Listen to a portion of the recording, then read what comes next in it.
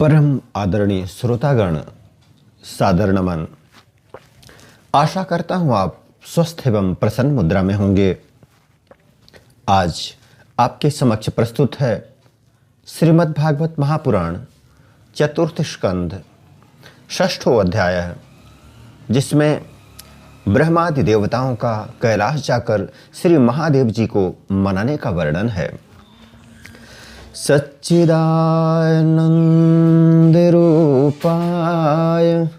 विश्वोत्पत्त्याय दिहेतवे तापत्रय विनाशाय श्रीकृष्णाय वयं नुमः। नारायणं नमस्कृत्य नरं चैव नरोत्तमं देवीं सरस्वतीं व्यासं ततो जयमुदीरयेत्। श्री मैत्रेय जी कहते हैं, विदुर जी, इस प्रकार जब रुद्र के सेवकों ने समस्त देवताओं को हरा दिया और उनके संपूर्ण अंग प्रत्यंग भूत प्रेतों के त्रिशूल, पट्टिश, खड्ग, गदा, परिघ और मुदगर आदि आयुधों से छिन्न भिन्न हो गए, तब वे ऋत्विज और सदस्यों के सहित बहुत ही डर कर ब्रह्मा जी के पास पहुंचे और प्रणाम करके उन्हें सारा वृत्तांत कह सुनाया। भगवान ब्रह्मा जी और सर्वांतर्यामी श्री नारायण पहले से ही इस भावी उत्पात को जानते थे, इसी से वे दक्ष के यज्ञ में नहीं गए थे। अब देवताओं के मुख से वहां की सारी बात सुनकर उन्होंने कहा, देवताओं, परम समर्थ तेजस्वी पुरुष से कोई दोष भी बन जाए तो भी उसके बदले में अपराध करने वाले मनुष्यों का भला नहीं हो सकता। फिर तुम लोगों ने तो यज्ञ में भगवान शंकर का प्राप्य भाग न देकर उनका बड़ा भारी अपराध किया है, परंतु शंकर जी बहुत शीघ्र प्रसन्न होने वाले हैं, इसलिए तुम लोग शुद्ध हृदय से उनके पैर पकड़कर उन्हें प्रसन्न करो, उनसे क्षमा मांगो। दक्ष के दुर्वचन रूपी बाणों से उनका हृदय तो पहले से ही बिंध रहा था, उस पर उनकी प्रिया सती जी का वियोग हो गया। इसलिए यदि तुम लोग चाहते हो कि वह यज्ञ फिर से आरंभ होकर पूर्ण हो, तो पहले जल्दी जाकर उनसे अपने अपराधों के लिए क्षमा मांगो, नहीं तो उनके कुपित होने पर लोकपालों के सहित इन समस्त लोकों का भी बचना असंभव है। भगवान रुद्र परम स्वतंत्र हैं, उनके तत्व और शक्ति सामर्थ्य को न तो कोई ऋषि मुनि देवता और यज्ञ स्वरूप देवराज इंद्र ही जानते हैं और न स्वयं मैं ही जानता हूँ, फिर दूसरों की तो बात ही क्या है। ऐसी अवस्था में उन्हें शांत करने का उपाय कौन कर सकता है। देवताओं से इस प्रकार कहकर ब्रह्मा जी उनको, प्रजापतियों को और पितरों को साथ ले अपने लोक से पर्वत श्रेष्ठ कैलाश को गए, जो भगवान शंकर का प्रिय धाम है। उस कैलाश पर औषधि, तप, मंत्र तथा योग आदि उपायों से सिद्धि को प्राप्त हुए और जन्म से ही सिद्ध देवता नित्य निवास करते हैं। किन्नर, गंधर्व और अप्सरादि सदा वहां बने रहते हैं। उसके मणिमय शिखर हैं, जो नाना प्रकार की धातुओं से रंग बिरंगे प्रतीत होते हैं। उस पर अनेक प्रकार के वृक्ष, लता और गुलमादि छाए हुए हैं, जिनमें झुंड के झुंड जंगली पशु विचरते रहते हैं।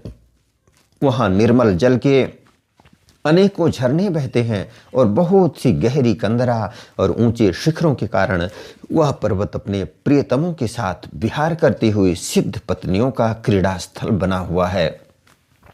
वह सब ओर मोरों के शोर, मदांध भ्रमरों के गुंजार, कोयलों की कुहू कुहू ध्वनि तथा अन्य पक्षियों के कलरव से गूंज रहा है। उसके कल्प वृक्ष अपनी ऊंची ऊंची डालियों को हिला हिला कर मानो पक्षियों को बुलाते रहते हैं तथा हाथियों के चलने फिरने के कारण वह कैलाश स्वयं चलता हुआ सा और झरनों की कल कल ध्वनि से बातचीत करता हुआ सा जान पड़ता है। मंदार, पारिजात, सरल, तमाल, शाल, ताड़, कचनार, असन और अर्जुन के वृक्षों से वह पर्वत बड़ा ही सुहावना जान पड़ता है। आम, कदम्ब, नीप, नाग, पुन्नाग, चंपा, गुलाब, अशोक, मौलश्री, कुंद, कुर्बक, सुनहरे शतपत्र कमल, इलायची और मालती की मनोहर लताएं तथा कुब्जक, मोगरा और माधवी की बेलें भी उसकी शोभा बढ़ाती हैं। कटहल, गूलर, पीपल, पाकर, बड़, गूगल, भोज वृक्ष, औषध जाति के पेड़, केले आदि जो फल आने के बाद काट दिए जाते हैं, सुपारी, राजपूग, जामुन, खजूर, आमड़ा, आम, पियाल, महुआ और लिसौड़ा आदि विभिन्न प्रकार के वृक्षों तथा पोले और ठोस बांस के झुरमुटों से वह पर्वत बड़ा ही मनोहर मालूम होता है। उसके सरोवरों में कुमुद, उत्पल, कल्हार और शतपत्र आदि अनेक जाति के कमल खिले रहते हैं। उनकी शोभा से मुग्ध होकर कलरव करते हुए झुंड के झुंड पक्षियों से वह बड़ा ही भला लगता है। वहाँ जहाँ तहाँ हरिण, वानर, सूअर, सिंह, रीछ, शाही, नीलगाय, श्वरभ, बाघ, कृष्णमृग, भैंसे, कर्णांत्र, एक पद, अश्वमुख, भेड़िए और कस्तूरी मृग घूमते रहते हैं तथा वहाँ के सरोवरों के तट केलों की पंक्तियों से घिरे होने के कारण बड़ी शोभा पाते हैं। उसके चारों ओर नंदा नाम की नदी बहती है, जिसका पवित्र जल देवी सती के स्नान करने से और भी पवित्र एवं सुगंधित हो गया है। भगवान भूतनाथ के निवास स्थान उस कैलाश पर्वत की ऐसी रमणीयता देखकर देवताओं को बड़ा आश्चर्य हुआ। वहां उन्होंने अलका नाम की एक सुरम्यपुरी और सौगंधिक वन देखा, जिसमें सर्वत्र सुगंध फैलाने वाले सौगंधिक नाम के कमल खिले हुए थे। उस नगर के बाहर की ओर नंदा और अलकनंदा नाम की दो नदियां हैं। वे तीर्थपाद श्री हरि की चरण रज के संयोग से अत्यंत पवित्र हो गई हैं। विदुर जी, उन नदियों में रति विलास से थकी हुई देवांगनाएं अपने अपने निवास स्थान से आकर जल क्रीड़ा करती हैं और उसमें प्रवेश कर अपने प्रियतमों पर जल उलीचती हैं। स्नान के समय उनका तुरंत का लगाया हुआ कुछ कुमकुम धुल जाने से जल पीला हो जाता है। उस कुमकुम मिश्रित जल को हाथी प्यास न होने पर भी गंध के लोभ से स्वयं पीते और अपनी हथिनियों को पिलाते हैं। अलकापुरी पर चांदी, सोने और बहुमूल्य मणियों के सैकड़ों विमान छाए हुए थे, जिनमें अनेकों यक्ष पत्नियां निवास करती थीं। इनके कारण वह विशाल नगरी बिजली और बादलों से छाए हुए आकाश के समान जान पड़ते थे। यक्षराज कुबेर की राजधानी उस अलकापुरी को पीछे छोड़कर देवगण सौगंधिक वन में आए। वह वन रंग बिरंगे फल, फूल और पत्तों वाले अनेकों कल्प वृक्षों से सुशोभित था। उसमें कोकिल आदि पक्षियों का कलरव और भौरों का गुंजार हो रहा था तथा राजहंसों के परम प्रिय कमल कुसुमों से सुशोभित अनेकों सरोवर थे। वह वन जंगली हाथियों के शरीर की रगड़ लगने से घिसे हुए हरिचंदन वृक्षों का स्पर्श करके चलने वाली सुगंधित वायु के द्वारा यक्ष पत्नियों के मन को विशेष रूप से मथे डालता था। बावलियों की सीढ़ियां वैदूर्य मणि की बनी हुई थीं। उनमें बहुत से कमल खिले रहते थे। वहां अनेकों किम पुरुष जी बहलाने के लिए आए हुए थे। इस प्रकार उस वन की शोभा निहारते जब देवगण कुछ आगे बढ़े, तब उन्हें पास ही एक वट वृक्ष दिखलाई दिया। वह वृक्ष 100 योजन ऊंचा था तथा उसकी शाखाएं 75 योजन तक फैली हुई थी। उसके चारों ओर सर्वदा अविचल छाया बनी रहती थी, इसलिए घाम का कष्ट कभी नहीं होता था तथा उसमें कोई घोंसला भी न था। उस महायोगमय और मुमुक्षुओं के आश्रयभूत वृक्ष के नीचे देवताओं ने भगवान शंकर को विराजमान देखा। वे साक्षात क्रोधहीन काल के समान जान पड़ते थे। भगवान भूतनाथ का स्त्री अंग बड़ा ही शांत था। सनंदनादि शांत सिद्धगण और सखा यक्ष राक्षसों के स्वामी कुबेर उनकी सेवा कर रहे थे।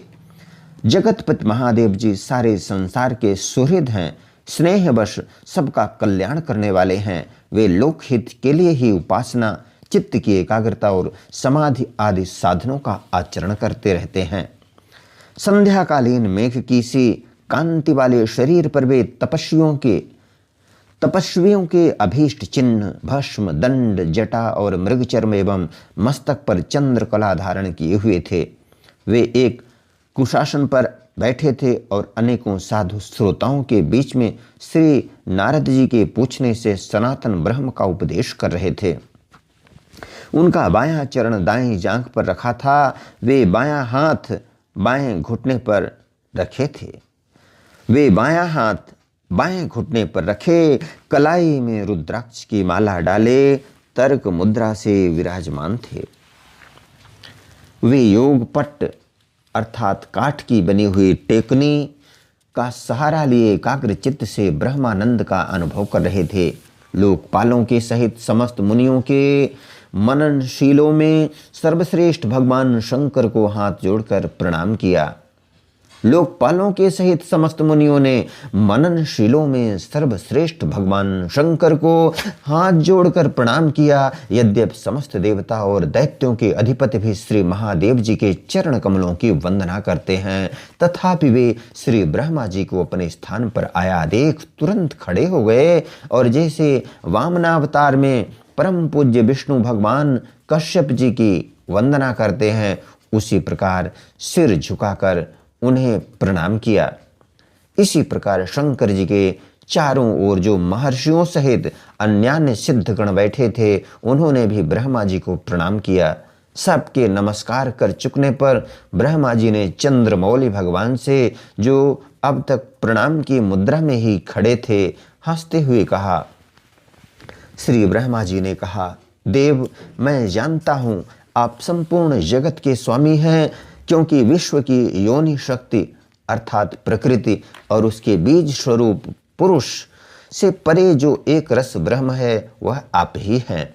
भगवान, आप मकड़ी के समान ही अपने स्वरूपभूत शिव शक्ति के रूप में क्रीड़ा करते हुए लीला से ही संसार की रचना, पालन और संहार करते रहते हैं। आपने ही धर्म और अर्थ की प्राप्ति कराने वाले वेद की रक्षा के लिए दक्ष को निमित्त बनाकर यज्ञ को प्रकट किया है। आपकी ही बांधी हुई ये वर्णाश्रम की मर्यादाएं हैं, जिनका नियमनिष्ठ ब्राह्मण श्रद्धापूर्वक पालन करते हैं। मंगलमय महेश्वर, आप शुभ करने वालों को स्वर्गलोक अथवा मोक्ष पद प्रदान करते हैं तथा पाप कर्म करने वाले को घोर नरकों में डालते हैं। फिर भी किसी किसी व्यक्ति के लिए इन कर्मों का फल उल्टा कैसे हो जाता है। जो महानुभाव आपके चरणों में अपने को समर्पित कर देते हैं, जो समस्त प्राणियों में आपकी ही झांकी करते हैं और समस्त जीवों को अभेद दृष्टि से आत्मा में ही देखते हैं, वे पशुओं के समान प्रायः क्रोध के अधीन नहीं होते। जो लोग भेद बुद्धि होने के कारण कर्मों में ही आसक्त हैं, जिनकी नीयत अच्छी नहीं है, दूसरों की उन्नति देखकर जिनका चित्त रात दिन कुढ़ा रहता है और जो मर्मभेदी अज्ञानी अपने दुर्वचनों से दूसरों का चित्त दुखाया करते हैं, आप जैसे महापुरुषों के लिए उन्हें भी मारना उचित नहीं है, क्योंकि वे बेचारे तो विधाता के ही मारे हुए हैं। देव भगवान कमलनाभ की प्रबल माया से मोहित हो जाने के कारण यदि किसी पुरुष की कभी किसी स्थान में भेद बुद्धि होती है, तो भी साधु पुरुष अपने पर दुख कातर स्वभाव के कारण उस पर कृपा ही करते हैं। दैववश जो कुछ हो जाता है, वे उसे रोकने का प्रयत्न नहीं करते। प्रभु, आप सर्वज्ञ हैं। परम पुरुष भगवान की दुस्तर माया ने आपकी बुद्धि का स्पर्श भी नहीं किया है, अतः जिनका चित्त उसके वशीभूत होकर कर्म मार्ग में आसक्त हो रहा है, उनके द्वारा अपराध बन जाए तो भी उन पर आपको कृपा ही करनी चाहिए। भगवान, आप सबके मूल हैं, आप ही संपूर्ण यज्ञों को पूर्ण करने वाले हैं। यज्ञ भाग पाने का भी आपको पूरा अधिकार है, फिर भी इस दक्ष यज्ञ के बुद्धिहीन याजकों ने आपको यज्ञ भाग नहीं दिया, इसी से यह आपके द्वारा विध्वस्त हुआ। अब आप इस अपूर्ण यज्ञ का पुनरुद्धार करने की कृपा करें। प्रभु, ऐसा कीजिए जिससे यजमान दक्ष फिर जी उठे, भग देवता को नेत्र मिल जाएं, भृगु जी के दाढ़ी मूछ आ जाएं और पूषा के पहले के ही समान दांत निकल आए। रुद्रदेव अस्त्र शस्त्र और पत्थरों की बौछार से जिन देवता और ऋत्विजों के अंग प्रत्यंग घायल हो गए हैं, आपकी कृपा से वे फिर ठीक हो जाएं। यज्ञ संपूर्ण होने पर जो कुछ शेष रहे वह सब आपका भाग होगा। यज्ञ विध्वंसक, आज यह यज्ञ आपके ही भाग से पूर्ण हो। यज्ञ विध्वंसक, आज यह यज्ञ आपके ही भाग से पूर्ण हो। इति श्रीमद्भागवते महापुराणे पारमहंस्यां संहितायां चतुर्थ स्कंधे रुद्र शांत्वनं नाम षष्ठोऽध्यायः। बोलो वृंदावन बिहारी लाल की जय। यदक्षर पदभ्रष्टं मात्राहीनं च यद् भवेत् तत्सर्वं क्षम्यतां देव प्रसीद परमेश्वर। वीडियो देखने के लिए धन्यवाद एवं आभार। जय हिंद, जय जगत। आपका जीवन मंगलमय हो।